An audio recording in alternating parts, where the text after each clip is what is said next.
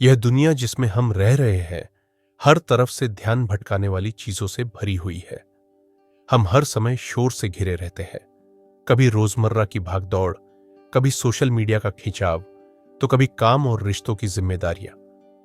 इस तेज रफ्तार जिंदगी में हम इतने उलझ जाते हैं कि भूल ही जाते हैं कि हमारी आत्मा को असली शांति किससे मिलती है।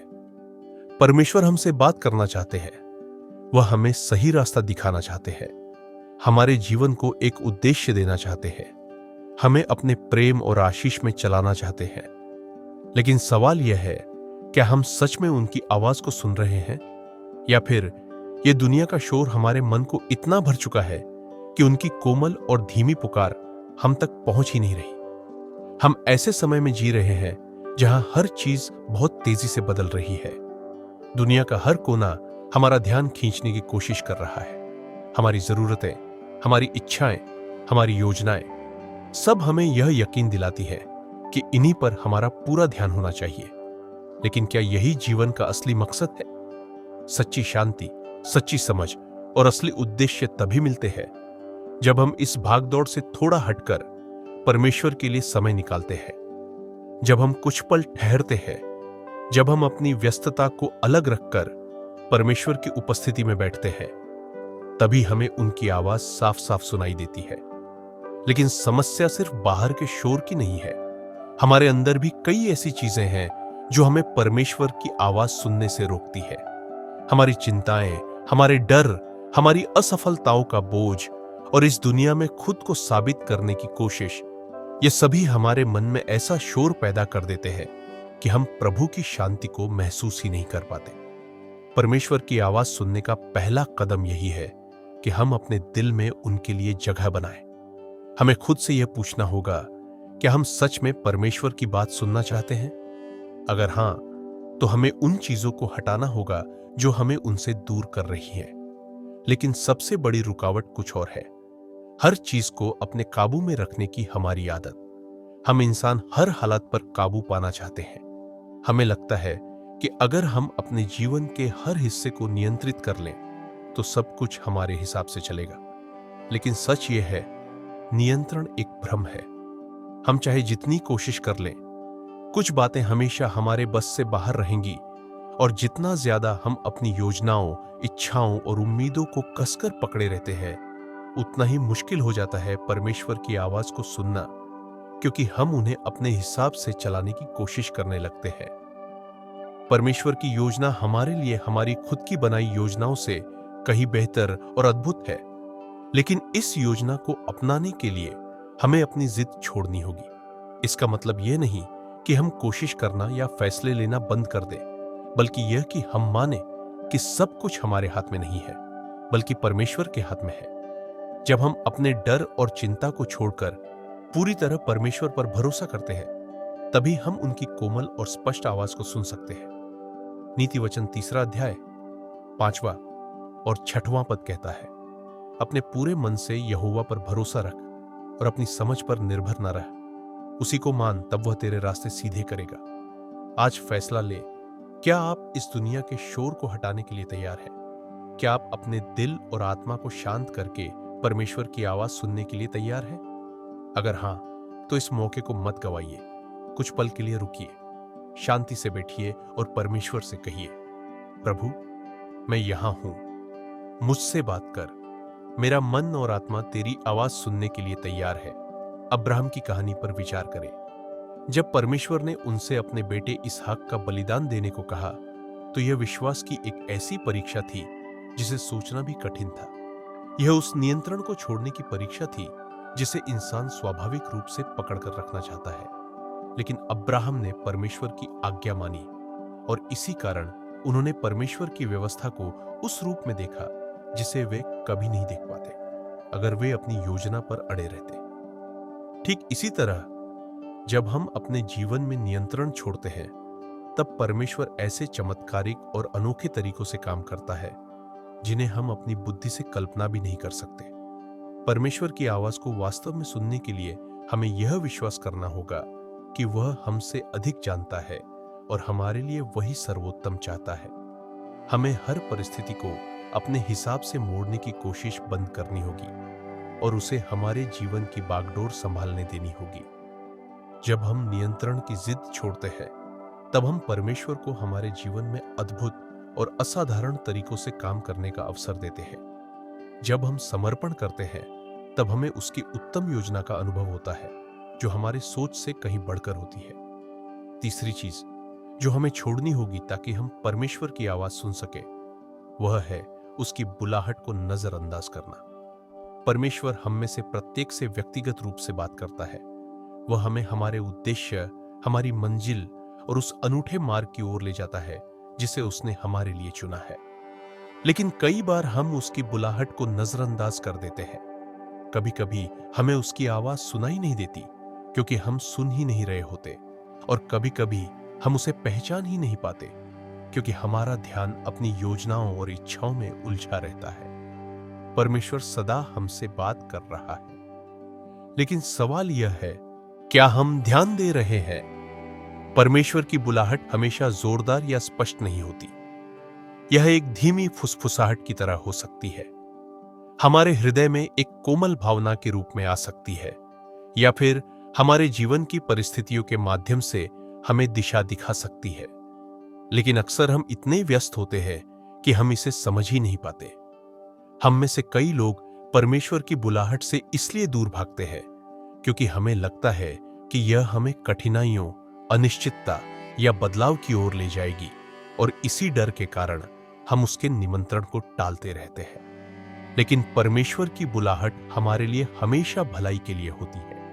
वह हमें बोझ देने के लिए नहीं, बल्कि हमें सच्ची शांति, उद्देश्य और संतोष देने के लिए बुलाता है। परमेश्वर की पुकार को स्पष्ट रूप से सुनने के लिए हमें उसे नजरअंदाज करना बंद करना होगा। हमें अपनी इच्छाओं और व्यस्तताओं से कुछ समय निकालकर यह पूछना होगा, प्रभु तू मुझे क्या करने के लिए बुला रहा है? और जब हम इसे सुनने के लिए तैयार होंगे, तब हमें उसकी दिशा में कदम बढ़ाने का भी साहस रखना होगा। योनाह भविष्यवक्ता की कहानी पर विचार करें। परमेश्वर ने उसे नींद में जाने और वहां के लोगों को चेतावनी देने के लिए बुलाया, लेकिन योनाह ने इस बुलाहट को नजरअंदाज कर दिया। वह नहीं चाहता था कि परमेश्वर की दया उन लोगों पर प्रकट हो जिनसे वह घृणा करता था, इसलिए वह भाग गया। लेकिन परमेश्वर की बुलाहट इतनी आसानी से टलने वाली नहीं थी। योनाह ने जितना परमेश्वर से दूर भागने की कोशिश की, उतना ही वह परेशानियों में फंसता गया। यहां तक कि जब वह समुद्र में फेंक दिया गया और एक बड़ी मछली ने उसे निगल लिया, तब जाकर उसने समझा कि परमेश्वर की योजना से भागना असंभव है। हमारी जिंदगी में भी यही सच है। जब हम परमेश्वर की बुलाहट को अनदेखा करते हैं, तो हम अक्सर खुद को उलझनों और परेशानियों में घिरा हुआ पाते हैं। परमेश्वर हमें बुलाते रहते हैं क्योंकि उनकी योजना हमारे लिए सबसे उत्तम है, और जब हम आखिरकार उसकी आज्ञा मानते हैं, तभी हम उसकी दया और आशीष को अपने जीवन में पूरी तरह देख पाते हैं। इसलिए हमें भागना बंद करना होगा। हमें यह सोचना छोड़ना होगा कि हम परमेश्वर से ज्यादा जानते हैं। हमें विश्वास करना होगा कि उसकी बुलाहट हमें आशीष और उद्देश्य की ओर ले जाएगी। जब हम सच में उसकी आवाज सुनना और उसका अनुसरण करना चाहते हैं, तो हमें पूरी तरह समर्पण करना होगा। चौथी चीज जो हमें छोड़नी होगी ताकि हम परमेश्वर की आवाज सुन सकें, वह है दूसरों की स्वीकृति पाने की इच्छा। हम एक ऐसी दुनिया में जी रहे हैं जहां सफलता का मापदंड दूसरों की राय से तय किया जाता है। लोग हमारी उपलब्धियों को परखते हैं, हमारा परिवार, हमारे दोस्त, हमारे सहकर्मी, यहां तक कि सोशल मीडिया पर अनजान लोग भी। और कई बार हम इस मान्यता की तलाश में इतने उलझ जाते हैं कि परमेश्वर की आवाज ही सुनाई देना बंद हो जाती है। जब हम लोगों को खुश करने में लगे रहते हैं, तब हम परमेश्वर को प्रसन्न करने की चिंता करना छोड़ देते हैं। लेकिन सच तो यह है कि परमेश्वर की स्वीकृति ही सबसे महत्वपूर्ण है। उसने पहले ही हमें अपना प्रिय कहा है और कोई भी चीज इसे बदल नहीं सकती।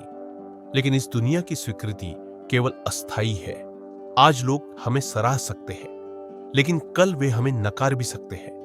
यह मान्यता हमारी आत्मा के उस गहरे खालीपन को कभी नहीं भर सकती जिसे केवल परमेश्वर भर सकते हैं। जब हम लोगों की अपेक्षाओं और उनकी राय के अनुसार जीते हैं, तब हम सच में परमेश्वर की बुलाहट को खो देते हैं। यीशु ने भी इस बारे में हमें चेतावनी दी थी। यूहन्ना 5वां अध्याय 44वां पद में वह कहते हैं, तुम जो एक दूसरे से महिमा ग्रहण करते हो और उस महिमा को नहीं चाहते जो केवल परमेश्वर की ओर से आती है, तुम किस प्रकार विश्वास कर सकते हो? दूसरों की स्वीकृति की चाह हमें अंधा बना सकती है। हम भूल जाते हैं कि केवल परमेश्वर ही हमारी भक्ति के योग्य है और केवल वही हमारे जीवन की दिशा निर्धारित कर सकते हैं। लेकिन जब हम लोगों की राय के अनुसार जीना बंद कर देते हैं, तब हम परमेश्वर की आवाज को और स्पष्ट रूप से सुन पाते हैं। अब हम फैसले इस डर से नहीं लेते कि लोग क्या कहेंगे, बल्कि इस विश्वास से लेते हैं कि परमेश्वर हमें किस दिशा में बुला रहे हैं, और यह बदलाव हमें सच्ची स्वतंत्रता देता है। तुलना से स्वतंत्रता लोगों के फैसलों के डर से, स्वतंत्रता परमेश्वर की इच्छा को पूरी तरह अपनाने की स्वतंत्रता।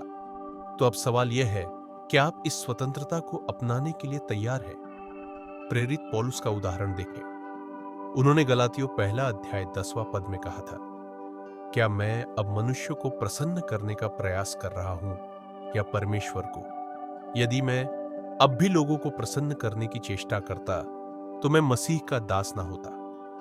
पौलुस समझ गए थे कि उनकी सबसे पहली निष्ठा मनुष्यों के प्रति नहीं, बल्कि परमेश्वर के प्रति होनी चाहिए, और क्योंकि उन्होंने परमेश्वर की स्वीकृति को सबसे ऊपर रखा, वे निडर होकर सुसमाचार प्रचार कर सके, अपनी बुलाहट को जी सके और दूसरों की राय से प्रभावित हुए बिना परमेश्वर की इच्छा का अनुसरण कर सके। जब हम भी दूसरों की स्वीकृति की चाह छोड़ देते हैं, तब हम परमेश्वर की आवाज को स्पष्ट रूप से सुन सकते हैं। अब हम अपने जीवन में आत्मविश्वास के साथ आगे बढ़ सकते हैं, यह जानते हुए कि हमारा मूल्य और उद्देश्य केवल परमेश्वर से आता है। 5वीं चीज जिसे हमें छोड़ना होगा ताकि हम परमेश्वर की आवाज सुन सकें, वह है अपने बीते हुए पापों और गलतियों को पकड़े रहना। अक्सर हम अपने अतीत को ही अपनी पहचान बना लेते हैं। हम अपने असफलताओं, पछतावों और गलतियों को अपने ऊपर इतना हावी कर लेते हैं कि वे हमारे भविष्य की दृष्टि को धुंधला कर देती हैं। जब हम बीते हुए अपराध बोध का बोझ उठाए रखते हैं, तो यह हमें परमेश्वर की बुलाहट से दूर कर देता है और हमें आगे बढ़ने से रोकता है। लेकिन हमें यह याद रखना चाहिए कि परमेश्वर हमारे अतीत से परिभाषित नहीं होते, बल्कि वे उद्धार का परमेश्वर है। वे हमें अपराध बोध और शर्मिंदगी की जंजीरों से मुक्त करना चाहते हैं। परमेश्वर यशायाह 43वां अध्याय 18वां और 19वां पद में कहते हैं, बीती बातों को भूल जाओ और भूतकाल की बातों पर ध्यान मत दो। देखो, मैं एक नई बात करने जा रहा हूं, क्या तुम उसे नहीं पहचानते? परमेश्वर हमारे जीवन में नया कार्य कर रहे हैं, लेकिन यदि हम अतीत में ही अटके रहेंगे तो हम उनकी नई योजनाओं को देखने से चूक सकते हैं। जब हम बीते हुए पापों और असफलताओं को पकड़े रहते हैं, तो हम उन पर अपनी पहचान बना लेते हैं, जबकि परमेश्वर हमें पहले ही क्षमा कर चुके हैं। पौलुस 2 कुरिन्थियों 5वां अध्याय 17वां पद में हमें याद दिलाते हैं, जो कोई मसीह में है वह एक नई सृष्टि है, पुरानी बातें बीत गई हैं, देखो सब कुछ नया हो गया है। अपने अतीत को पकड़े रखना हमें उस आनंद और स्वतंत्रता से वंचित कर देता है जो यह जानने से आती है कि हम परमेश्वर के द्वारा क्षमा किए गए और स्वीकार किए गए हैं। यदि हम सच में परमेश्वर की आवाज सुनना चाहते हैं, तो हमें अपने अतीत को छोड़ना होगा। इसका अर्थ यह नहीं है कि हम अपने जीवन के पाठों को भूल जाएं, बल्कि इसका अर्थ यह है कि हम अपनी पुरानी गलतियों को अब हमें नियंत्रित करने नहीं देंगे। हमें अपनी असफलताओं से अपनी पहचान बनाना बंद करना होगा और यह स्वीकार करना होगा कि मसीह में हम कौन हैं, उद्धार पाए हुए, क्षमा किए हुए और परमेश्वर के प्रिय। जब हम अतीत को छोड़ते हैं, तब हम अपने वर्तमान और भविष्य में परमेश्वर की आवाज को सुनने के लिए स्थान बनाते हैं। पतरस का उदाहरण लीजिए। उसने यीशु का 3 बार इनकार किया, लेकिन यीशु ने उसे उसके अपराध बोध और शर्म में अकेला नहीं छोड़ा। इसके बजाय यीशु ने उसे पुनः स्थापित किया और उसे अपनी भेड़ों को चराने के लिए बुलाया। यूहन्ना 21वां अध्याय 15वां से 17वां पद में यीशु ने पत्र रस से 3 बार पूछा, क्या तू मुझसे प्रेम करता है? हर बार जब पतरस ने हाँ प्रभु, मैं तुझसे प्रेम करता हूं कहा, तो यीशु ने उत्तर दिया, मेरी भेड़ों को चरा। यह परमेश्वर की अनुग्रह की सुंदरता है। उसकी कृपा हमारी गलतियों से कहीं अधिक महान है। जब हम उसे अपने घावों को चंगाई देने और अपने अतीत को छोड़ने की अनुमति देते हैं, तभी हम उसकी आवाज को अधिक स्पष्ट रूप से सुन सकते हैं और उस पूर्ण जीवन में चल सकते हैं जो उसने हमारे लिए तैयार किया है। यदि हम सच में परमेश्वर की आवाज सुनना चाहते हैं, तो हमें उन गलतियों को छोड़ना होगा जो हमें जकड़े हुए हैं और उन नई चीजों को अपनाना होगा जो वह हमारे जीवन में करना चाहता है। केवल तभी हम उसके उद्देश्य में आगे बढ़ सकते हैं, एक ऐसे हृदय के साथ जो पूरी तरह से तैयार और उसकी अगुवाई को ग्रहण करने के लिए खुला हो। छठी चीज जिसे हमें छोड़ना होगा ताकि हम परमेश्वर की आवाज सुन सके, वह है परमेश्वर की योजना पर संदेह करना। शंका परमेश्वर की आवाज सुनने में सबसे बड़ी बाधाओं में से एक हो सकती है, क्योंकि यह हमारे और उस विश्वास के बीच दीवार खड़ी कर देती है जिसकी हमें उसकी अगुवाई पर भरोसा करने के लिए आवश्यकता है। अक्सर हम खुद से प्रश्न पूछते हैं, क्या सच में परमेश्वर के पास मेरे लिए कोई उद्देश्य है? क्या मैं उसकी बुलाहट के योग्य हूं? क्या मैं सच में उसकी योजनाओं पर भरोसा कर सकता हूं? ये संदेह हमारे मन और हृदय को धुंधला कर देती है, जिससे हमें परमेश्वर की आवाज स्पष्ट रूप से सुनने में कठिनाई होती है। लेकिन सच्चाई यह है कि परमेश्वर की योजना हमारे जीवन के लिए हमारी कल्पना से कहीं अधिक महान है। उसकी बुद्धि हमारी समझ से परे है और उसके मार्ग हमारे मार्गों से कहीं ऊंचे हैं। परमेश्वर यिर्मयाह 29वां अध्याय 11वां पद में कहते हैं, क्योंकि मैं तुम्हारे लिए अपनी योजनाओं को जानता हूं। यहोवा की यह वाणी है, वे योजनाएं कल्याण की है, न कि हानि की, ताकि मैं तुम्हें भविष्य और आशा दूं। यह एक प्रतिज्ञा है जिस पर हम भरोसा कर सकते हैं। जब हम परमेश्वर की योजना पर संदेह करते हैं, तो हम अनजाने में यह कह रहे होते हैं कि हम उसकी सिद्ध इच्छा पर भरोसा नहीं करते, और यही संदेह हमें पूरी तरह से उसमें समर्पित होने से रोकता है। शंका अक्सर डर, अनिश्चितता या समझ की कमी से आती है। हम अपने हालात को देखते हैं और सोचते हैं, क्या सच में परमेश्वर के पास मेरे लिए कोई अच्छी योजना हो सकती है? विशेष रूप से तब जब चीजें हमारी अपेक्षा के अनुसार नहीं हो रही होती। लेकिन हमें समझना चाहिए कि परमेश्वर की योजना हमेशा वैसी नहीं दिखती जैसी हम सोचते हैं। वह अक्सर हमारे संघर्षों, हमारी कमजोरियों और हमारे कठिन समय के माध्यम से कार्य करता है, ताकि वह अपने महान उद्देश्य को पूरा कर सके। यूसुफ के जीवन के बारे में सोचिए। जब उसके भाइयों ने उसे गुलामी में बेच दिया और वह कारागार में डाल दिया गया, तो ऐसा लगा कि सब कुछ बिखर रहा है। लेकिन हर कठिनाई के बीच यूसुफ ने परमेश्वर की योजना पर विश्वास बनाए रखा। अंततः परमेश्वर ने उसे ऊंचे पद पर स्थापित किया, जिससे वह अपने परिवार और एक पूरे राष्ट्र को बचा सका। यूसुफ की कहानी हमें याद दिलाती है कि हमारी सबसे अंधेरी घड़ियों में भी परमेश्वर चुपचाप कार्य कर रहा होता है, ताकि उसकी उत्तम योजना पूरी हो सके। यदि हम सच में परमेश्वर की आवाज सुनना चाहते हैं, तो हमें उसकी योजना पर संदेह करना बंद करना होगा। हमें यह चुनना होगा कि हमारा परमेश्वर हमसे अधिक जानता है, और भले ही राह धुंधली दिखे, उसका मार्गदर्शन सिद्ध है। शंका हमें जड़ बनाए रखती है, हमें हिचकिचाने और ठहरने पर मजबूर करती है। लेकिन विश्वास परमेश्वर को हमारे जीवन में सामर्थ्य रूप से कार्य करने का द्वार खोलता है। जब हम उसकी प्रतिज्ञाओं पर विश्वास करते हैं और उसकी योजना पर भरोसा करते हैं, तो हम अपनी हृदय की सुनने की क्षमता को तेज करते हैं और उसकी अगुवाई में निडर होकर चलते हैं। परमेश्वर विश्वास योग्य है और उसकी योजना सदैव हमारे भले के लिए है।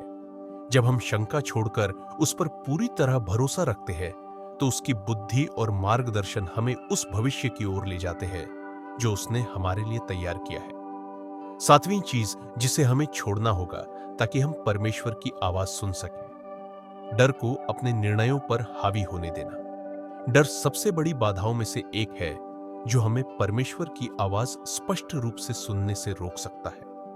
यह हमें खुद पर संदेह करने, चिंता में निर्णय लेने और अनिश्चितता के डर से कदम पीछे खींचने के लिए मजबूर कर देता है। डर हमारी सोच को धुंधला कर देता है, हमारे मन को शंकाओं से भर देता है और हमें परमेश्वर के मार्गदर्शन पर भरोसा करने से रोकता है। जब हम डर में जीते हैं तो हम पूरी तरह से परमेश्वर के प्रति समर्पित नहीं हो पाते, क्योंकि डर हमें उस शांति से दूर ले जाता है जो उस पर भरोसा करने से आती है। याद रखिए, डर परमेश्वर की ओर से नहीं है। दूसरा, तिमुथियुस पहला अध्याय 7वां पद हमें बताता है, क्योंकि जो आत्मा परमेश्वर ने हमें दी है वह हमें कायर नहीं बनाती, बल्कि वह हमें सामर्थ्य, प्रेम और संयम देती है। डर एक स्वाभाविक मानवीय प्रतिक्रिया हो सकती है, लेकिन यह हमें नियंत्रित नहीं करनी चाहिए। परमेश्वर ने हमें डर की आत्मा नहीं दी, बल्कि सामर्थ्य, प्रेम और विवेक की आत्मा दी है। जब हम अपने निर्णयों को डर के आधार पर लेते हैं तो हम विश्वास से चलने और परमेश्वर की योजना को पूरा करने से खुद को रोक लेते हैं। डर कई रूपों में आ सकता है। असफलता का डर, अनिश्चितता का डर, अस्वीकृति का डर, गलत निर्णय लेने का डर। लेकिन परमेश्वर नहीं चाहता कि हम हमेशा भय में जकड़े रहें। वह चाहता है कि हम साहस के साथ, इस विश्वास के साथ कि वह हर कदम पर हमारे साथ है। जब हम डर से ऊपर उठकर विश्वास में कदम रखते हैं तो हम परमेश्वर के लिए अपने जीवन में स्पष्टता और आत्मविश्वास के साथ कार्य करने का स्थान खोल देते हैं। इस्राएलियों की कहानी को याद कीजिए। जब वे प्रतिज्ञा किए गए देश में प्रवेश करने वाले थे तो डर ने उन्हें पंगु कर दिया। उन्होंने उस भूमि के दानवों को देखा और भय ने उन्हें परमेश्वर की विजय की प्रतिज्ञा पर विश्वास करने से रोक दिया। डर की वजह से एक पूरी पीढ़ी ने परमेश्वर के आशीर्वादों को खो दिया। लेकिन यहोशू और कालेब, जिन्होंने परमेश्वर की प्रतिज्ञा पर भरोसा रखा और डर को हावी नहीं होने दिया, वह भूमि प्राप्त करने में सफल हुए। यह हमें सिखाता है कि जब हम डर के आधार पर निर्णय लेते हैं तो हम परमेश्वर की इच्छा में आगे बढ़ने से चूक जाते हैं। लेकिन जब हम डर के बजाय विश्वास चुनते हैं तो परमेश्वर हमारी जिंदगी में सामर्थ्य रूप से कार्य करता है। जितना अधिक हम उस पर भरोसा रखते हैं, उतना अधिक हम उसकी आवाज को स्पष्ट रूप से सुन सकते हैं। परमेश्वर हर कदम पर हमारे साथ है, और जब हम डर को अपने जीवन पर शासन करने से रोकते हैं तो हम उसकी शांति में चल सकते हैं और उसके मार्गदर्शन को स्पष्टता से सुन सकते हैं। यदि हम सच में परमेश्वर से सुनना चाहते हैं तो हमें डर के आधार पर निर्णय लेना बंद करना होगा। हमें यह विश्वास करना होगा कि वह किसी भी डर से बड़ा है और उसकी योजनाएं हमारे लिए आशा और प्रतिज्ञाओं से भरी है। जब हम डर के बजाय विश्वास को चुनते हैं तो हम निडर होकर उस जीवन में प्रवेश कर सकते हैं जिसे परमेश्वर ने हमारे लिए तैयार किया है। 8वीं चीज जिसे हमें छोड़ना होगा ताकि हम परमेश्वर की आवाज सुन सकें, आत्मनिर्भरता में जीना। हम एक ऐसी दुनिया में रहते हैं जहां स्वतंत्रता और आत्मनिर्भरता को सबसे बड़ा मूल्य माना जाता है।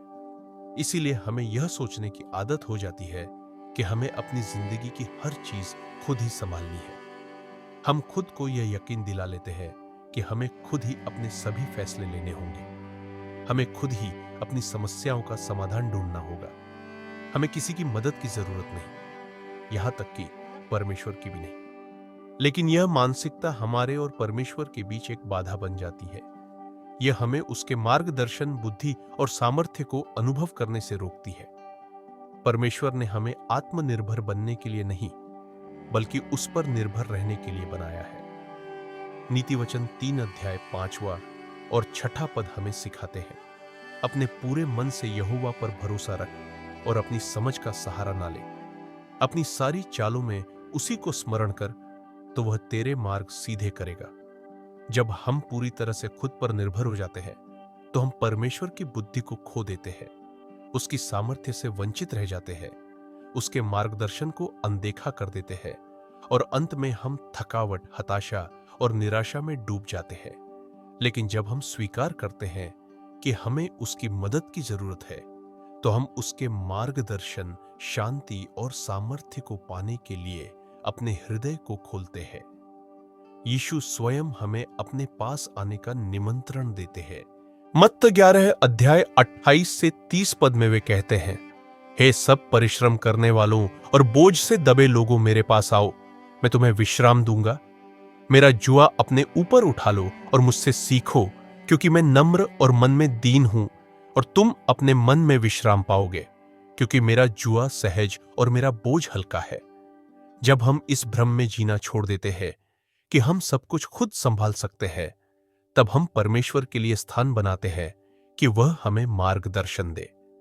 हम यह पहचानने लगते हैं कि वही हमारी शक्ति का स्रोत है, वही हमारी बुद्धि का स्रोत है, वही हमें आगे बढ़ने की क्षमता देता है। यह कमजोरी नहीं बल्कि बुद्धिमानी है, क्योंकि हमें यह समझ में आ जाता है कि हम उसके बिना जीवन को सही तरीके से नहीं जी सकते। जब हम अपनी आत्मनिर्भरता को छोड़कर पूरी तरह से उसकी इच्छा के अधीन हो जाते हैं, तब हम उसकी आवाज को अधिक स्पष्ट रूप से सुन सकते हैं, क्योंकि अब हम अपनी सीमित समझ पर नहीं बल्कि उसके दिव्य मार्गदर्शन पर निर्भर होते हैं। सोचिए राजा सुलेमान की कहानी को। जब उसे परमेश्वर से कुछ भी मांगने का अवसर मिला, तो उसने धन या सत्ता नहीं बल्कि बुद्धि मांगी। उसे एहसास था कि उसे अपने लोगों का न्यायपूर्वक नेतृत्व करने के लिए परमेश्वर के मार्गदर्शन की आवश्यकता है। उसकी सफलता केवल परमेश्वर पर निर्भर करती है, न कि उसके अपने सामर्थ्य पर, और उसकी इस दीनता और परमेश्वर पर निर्भरता के कारण परमेश्वर ने उसे असीम बुद्धि का आशीर्वाद दिया। यह हमें सिखाता है कि जब हम अपनी आत्मनिर्भरता को छोड़कर पूरी तरह परमेश्वर पर निर्भर हो जाते हैं, तो वह हमें अपनी बुलाहट पूरी करने के लिए आवश्यक स्पष्टता और बुद्धि प्रदान करता है। यदि हम सच में परमेश्वर से सुनना चाहते हैं, तो हमें केवल अपने बलबूते पर जीना छोड़ना होगा। हमें हर क्षेत्र में उसकी अगुवाई को खोजना होगा, और जब हम ऐसा करेंगे तो हमारे जीवन में उसकी आवाज को सुनने और उसके द्वारा मार्गदर्शन पाने के लिए स्थान खुल जाएगा। 9वीं चीज जिसे हमें छोड़ना होगा ताकि हम परमेश्वर की आवाज सुन सके, आत्मिक बढ़ोतरी को टालना। अक्सर हम अपने विश्वास में आलसी और संतुष्ट हो जाते हैं। हम चर्च जाते हैं, इधर उधर से कुछ आयतें पढ़ लेते हैं, धार्मिक गतिविधियों को पूरा कर लेते हैं, लेकिन हम सच में आत्मिक रूप से बढ़ने के लिए प्रयास नहीं करते। आत्मिक बढ़ोतरी खुद ब खुद नहीं होती, इसके लिए जानबूझकर प्रयास करना पड़ता है। यदि हम अपने विश्वास को गहरा करने और परमेश्वर के साथ अपने रिश्ते को मजबूत करने में आलस दिखाते हैं, तो हम उसकी पूर्ण उपस्थिति और मार्गदर्शन से वंचित रह जाते हैं। परमेश्वर चाहता है कि हम अपने विश्वास में बढ़ें, उसे अधिक गहराई से जानें, उसके वचन, उसकी इच्छा और उसके तरीकों को समझें। दूसरा पत्ररस 3 अध्याय 18 पद में हमें आज्ञा दी गई है, परंतु हमारे प्रभु और उद्धारकर्ता यीशु मसीह के अनुग्रह और ज्ञान में बढ़ते जाओ। आत्मिक बढ़ोतरी एक दिन में नहीं होती, इसके लिए हर दिन का समर्पण चाहिए। परमेश्वर को खोजने के लिए, उसके वचन को पढ़ने और समझने के लिए, और उसके आत्मा को हमारे मन और हृदय को रूपांतरित करने देने के लिए। लेकिन यदि हम आत्मिक बढ़ोतरी को टालते हैं, तो हमारी आत्मा रुकी हुई अवस्था में चली जाती है। इसका क्या परिणाम होता है? हम परमेश्वर से दूर हो जाते हैं। हम शंकाओं, उलझनों और भ्रम का शिकार हो जाते हैं। हमारे हृदय कठोर हो जाते हैं और परमेश्वर की आवाज हमारे लिए धुंधली हो जाती है। परंतु जब हम आत्मिक बढ़ोतरी को प्राथमिकता देते हैं, तो क्या होता है? हम परमेश्वर के और निकट आते हैं और वह हमारे निकट आता है। याकूब 4 अध्याय 8 पद। जितना अधिक हम परमेश्वर के करीब होते हैं, उतनी ही अधिक स्पष्टता से हम उसकी आवाज को सुन पाते हैं। आत्मिक बढ़ोतरी केवल ज्ञान बढ़ाने के लिए नहीं होती, बल्कि रूपांतरण के लिए होती है। यह हमें अंदर से बदलने के बारे में है। यह परमेश्वर के वचन को हमारे मूल्यों, विचारधारा और कार्यों को ढालने देने के बारे में है। यही कारण है कि यह समय, प्रयास और आत्मा की खुली स्वीकृति की मांग करता है। लेकिन जितना अधिक हम परमेश्वर को अपने अंदर काम करने देते हैं, उतना अधिक हम उसकी आवाज को स्पष्ट रूप से सुन सकते हैं, क्योंकि तब हमारा हृदय उसकी इच्छा के साथ तालमेल में होता है। प्रेरित पौलुस का उदाहरण देखें। वह पहले मसीहियों का कट्टर विरोधी था, लेकिन जब उसका सामना यीशु मसीह से हुआ और उसने विश्वास में बढ़ना शुरू किया, तो वह प्रारंभिक कलीसिया का एक महान प्रेरित बन गया। उसकी आत्मिक परिपक्वता ने उसे परमेश्वर की आवाज स्पष्ट रूप से सुनने और साहस व बुद्धि के साथ अपनी बुलाहट पूरी करने में सक्षम बनाया। यदि हम सच में परमेश्वर से सुनना चाहते हैं, तो हमें आत्मिक बढ़ोतरी को टालना बंद करना होगा। हमें अपने विश्वास को गहरा करने के लिए प्रतिबद्ध होना होगा। परमेश्वर के साथ अपने रिश्ते को प्राथमिकता देनी होगी। हर दिन उसके करीब जाने के लिए सचेत प्रयास करना होगा। जब हम ऐसा करेंगे, तो हम उसकी आवाज को अधिक स्पष्टता से सुनेंगे और उसकी योजना में पूरी तरह चलने के लिए तैयार होंगे। 10वीं और अंतिम चीज जिसे हमें छोड़ना होगा ताकि हम परमेश्वर की आवाज सुन सकें, अव्यवस्थित और ध्यान भटकाने वाला जीवन। आज की दुनिया में ध्यान भटकाने वाली चीजें हर जगह है। फोन, सोशल मीडिया, काम, अनगिनत जिम्मेदारियां और जीवन का लगातार चलता रहने वाला शोर। यह सब हमें आत्मचिंतन और प्रार्थना के क्षणों से दूर कर देते हैं, जिससे हमें परमेश्वर की आवाज सुनने में कठिनाई होती है। हम अपनी जिंदगी को इतनी गतिविधियों से भर लेते हैं कि हम शांति, स्थिरता और परमेश्वर की आवाज सुनने के महत्व को भूल जाते हैं। परमेश्वर शांत क्षणों में बोलते हैं। जब हम अपने जीवन के शोर शराबे को कम करते हैं और स्थिरता में बैठते हैं, तब हम उसकी आवाज को स्पष्ट रूप से सुन सकते हैं। पहला राजा 19 अध्याय 11 से 12 पद हमें एलियाह की कहानी बताता है। परमेश्वर उसे प्रचंड आंधी, भूकंप या आग में नहीं मिला, बल्कि एक हल्की धीमी फूंकार में। यह हमें क्या सिखाता है? परमेश्वर अक्सर शांति और स्थिरता में बोलते हैं। यदि हमें उसकी आवाज सुननी है, तो हमें अपने जीवन में शांति और एकांत के लिए जगह बनानी होगी। लेकिन जब हम शोरगुल और व्यस्तता से घिरे रहते हैं, तो परमेश्वर की आवाज को पहचानना कठिन हो जाता है। ध्यान भटकाने वाला जीवन न केवल हमें परमेश्वर की आवाज सुनने से रोकता है, बल्कि हमें उसके शांति भरे सामर्थ्य का अनुभव करने से भी वंचित कर देता है। यीशु हमें मत्ती 11 अध्याय 28 पद में बुलाते हैं। हे सब परिश्रम करने वालों और बोझ से दबे लोगों, मेरे पास आओ, मैं तुम्हें विश्राम दूंगा। लेकिन इस विश्राम को पाने के लिए हमें अपने जीवन से विकर्षणों को हटाना सीखना होगा और परमेश्वर को बोलने के लिए स्थान देना होगा। मरियम और मार्थ का उदाहरण देखें। लुका 10 अध्याय 38 से 42 पद मार्थ व्यस्त थी, कामकाज में उलझी थी। मरियम यीशु के चरणों में बैठकर उसकी बात सुन रही थी। यीशु ने मार्थ को जेंटली सुधारते हुए कहा कि मरियम ने उत्तम भाग चुना है। यह हमें क्या सिखाता है? जीवन में हमेशा कोई ना कोई काम रहेगा, लेकिन हमें यह तय करना होगा कि क्या सबसे ज्यादा महत्वपूर्ण है। परमेश्वर के साथ समय बिताना और उसकी आवाज सुनना यह सबसे आवश्यक है। अगर हम सच में परमेश्वर की आवाज सुनना चाहते हैं, तो हमें अपने जीवन की व्यस्तता को नियंत्रित करना होगा। हमें नियमित रूप से शांति और स्थिरता के क्षण बनाने होंगे। परमेश्वर और उसके वचन पर ध्यान केंद्रित करना होगा। अपने हृदय को खुला रखना होगा ताकि वह हमसे स्पष्ट रूप से बोल सके।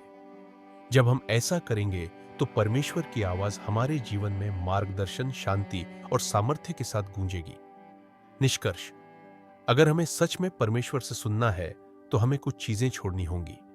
अतीत में जीना, उसकी योजनाओं पर संदेह करना, डर को अपने फैसलों पर हावी होने देना, दूसरों की स्वीकृति की तलाश करना, आत्मनिर्भरता पर टिके रहना, आत्मिक बढ़ोतरी को टालना, ध्यान भटकाने वाले जीवन को चलने देना।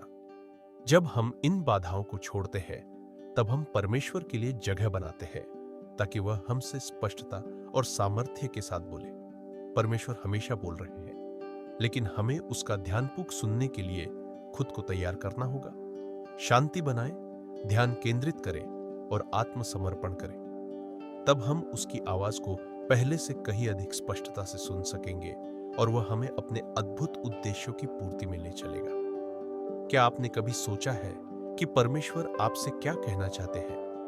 हो सकता है कि आपका दिल जवाब खोज रहा हो सकता है कि आपकी आत्मा शांति के लिए तरस रही हो सकता है कि आप ये समझना चाहते हो कि परमेश्वर की योजना आपके लिए क्या है। अगर हाँ, तो आप अकेले नहीं हैं। फादर जीसस सिर्फ एक यूट्यूब चैनल नहीं, ये उस पुकार का जवाब है जो आपके दिल में गूंज रही है। अगर आप अतीत के घावों से छुटकारा पाना चाहते हैं, अगर आप संदेह और भय को छोड़कर विश्वास में चलना चाहते हैं, अगर आप सच में परमेश्वर की आवाज सुनना चाहते हैं, तो यह यीशु का निमंत्रण है। क्या आप उसे सुनने के लिए तैयार हैं? अभी सब्सक्राइब करें और बेल आइकन दबाएं ताकि परमेश्वर की आवाज आप तक पहुंचे। हर बार जब वह आपको बुलाए, याद रखें वह बोल रहा है, लेकिन क्या आप सुन रहे हैं? यीशु की आवाज, जहां उसका सत्य, उसकी शांति और उसकी योजना आपके लिए प्रकट होगी।